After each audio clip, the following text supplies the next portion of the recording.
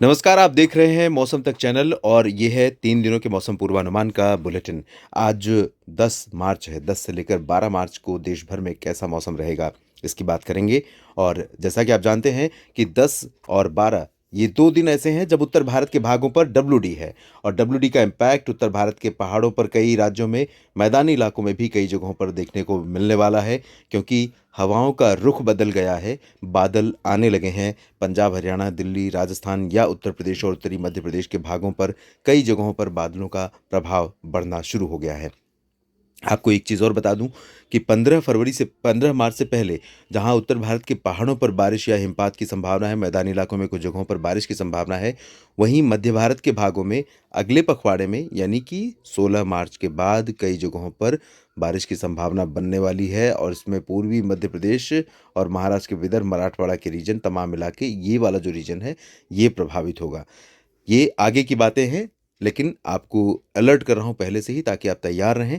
फिलहाल आज की स्थिति देख लेते हैं। आज कुछ इलाकों में मैदानी हिस्सों पर बादल आने शुरू हो गए हैं। इलाकों पर एक छोटा-सा सर्कुलेशन बना है और सर्कुलेशन के प्रभाव से यहाँ पर आप देखिए ये एंटी क्लॉकवाइज़ है इस तरह से और इसी सिस्टम के चलते अरब सागर से नमी वाली हवाएँ लगातार आनी शुरू हो गई हैं गुजरात के ऊपर से कुछ आंतरिक इलाकों पर और इन्हीं हवाओं की वजह से पंजाब और राजस्थान के पश्चिमी क्षेत्रों तथा उत्तरी राजस्थान और दिल्ली, हरियाणा, वेस्ट यूपी यानी कि अगर मैं एक लाइन खींचने का प्रयास करूं तो गुजरात के कच्छ से लेकर राजस्थान के कोटा, बूंदी, बारां, झालावाड़ और इधर भरतपुर, आगरा और इधर बरेली के बीच में इन इलाकों में आज बादल दिखाई देंगे। पंजाब से लेकर उत्तराखंड के निचले इलाकों में ये पूरा जो रीजन आप देख रहे हैं, यहाँ पर आज बादल दिखाई देंगे। हवाओं का रुख बदल गया है। पहले जहाँ पर उत्तरी और उत्तर पश्चिमी दिशा की हवाएं चल रही थीं और इन हवाओं के कारण मौसम में ठंडक बनी हुई थी, ये हवाएं बंद हो गई हैं। तो आज धूप भी कम हो गई है और ठंडी हवा भी कम हो गई है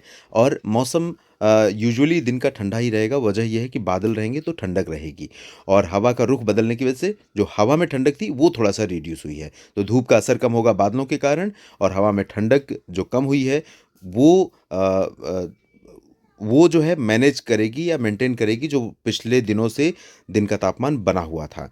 यानी कि अगर बादल आ जाते इस रीजन में और हवा पश्चिमी दिशा की चलती रहती तो यही टेम्परेचर जो इस समय उत्तर भारत के मैदानी इलाकों में 28, 27 से लेकर 30, 31, 32 तक रिकॉर्ड किया जा रहा है वो और नीचे पहुंच जाता। इस बीच पहाड़ों पर जम्मू कश्मीर, गिलगित बाल्तिस्तान, मुजफ्फराबाद और लद्दाख, हिमाचल तथा उत्तराखंड के कई इलाकों में वर्षा और हिमपात होने की संभावनाएं हैं और इस सिस्टम का असर वर्तमान जो सिस्टम है डब्ल्यूडी इसका असर तो यहाँ पर रहेगा ही रहेगा। कल भी यहाँ पर पहाड़ों पर असर दिखाई देगा और आज पंजाब में कुछ जगहों पर हल्की-फुल्की बूंदाबांदी हो सकती है, जिसमें यहाँ पर फ़ाज़िलका और फ़रीदकोट से लेकर अमृतसर, जालंधर और तरन तारण तक के रीजन शामिल होंगे। बाकी जगहों पर ड्राई वेदर रहेगा। उत्तर भारत के मैदानी इलाकों में चाहे वो राजस्थान हो, दिल्ली, हरियाणा और पंजाब के पूर्वी रीजन, उत्तर प्रदेश, मध्य प्रदेश, गुजरात इन सभी भागों में शुष्क मौसम रहेगा। लेकिन जो बादल संभावित क्षेत्र हैं, बादल जहाँ पर पहुँचने वाले हैं दोस्तों राजस्थान के कुछ उत्तरी पूर्वी जिलों में और पश्चिमी उत्तर प्रदेश के भागों में यहाँ पर हो सकता है कि शाम या रात में कुछ हवा धूल उड़ाती हवा चले और थोड़ा सा गर्जना के साथ कहीं-कहीं पर बूंदें पड़ जाएँ। यानी प्री मानसून सीज़न में जैसी गतिविधियाँ आपको अप्रैल में देखने को मिलती हैं, कुछ उस तरह की संभावनाएँ बन सकती हैं। इस बीच उत्तर प्रदेश का जो पूर्वी और मध्य क्षेत्र है, बरेली और आसपास के भागों से लेकर अयोध्या, अमेठी, रायबरेली, बाराबंकी और इधर बिहार तक का हिस्सा इसमें तमाम जगहों पर पश्चिमी दिशा की ठंडी हवाएं चल रही हैं। इन ठंडी और शुष्क हवाओं के कारण तापमान में गिरावट बनी हुई है। मौसम काफ़ी सर्द बना हुआ है और बहुत ही ठंडक यहाँ पर लगातार जारी है दिन में और रात में भी और यहाँ पर अभी क्लैरिटी रहेगी वेदर में। शाम को थोड़े बहुत बादल आ सकते हैं लेकिन चांसेस बहुत ज़्यादा नहीं है।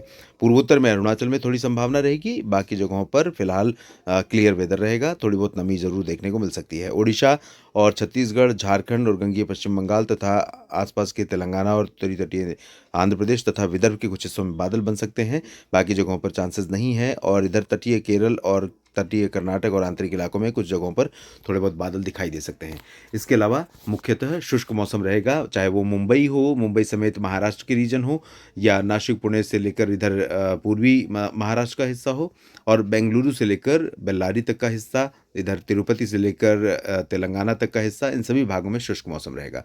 कल 11 मार्च को कैसा मौसम रहेगा, आइए अब जानते हैं। दोस्तों 11 मार्च को डब्ल्यूडी का जो इम्पैक्ट है वो पहाड़ों पर बढ़ जाएगा। तो वेस्टर्न हिमालयन रीजन यानी पश्चिमी हिमालयी क्षेत्र जो भारत का है, गिलगित से लेकर बाल्टिस्तान, मुजफ्फराबाद, लद्दाख, जम्मू कश्मीर, हिमाचल, उत्तराखंड का इन भागों में कई जगहों पर हल्की से मध्यम बारिश और हिमपात होने की संभावनाएं हैं। जम्मू कश्मीर में अधिकांश जगहों पर बारिश या हिमपात होने की संभावना रहेगी, इंक्लूडिंग माता वैष्णो देवी धाम।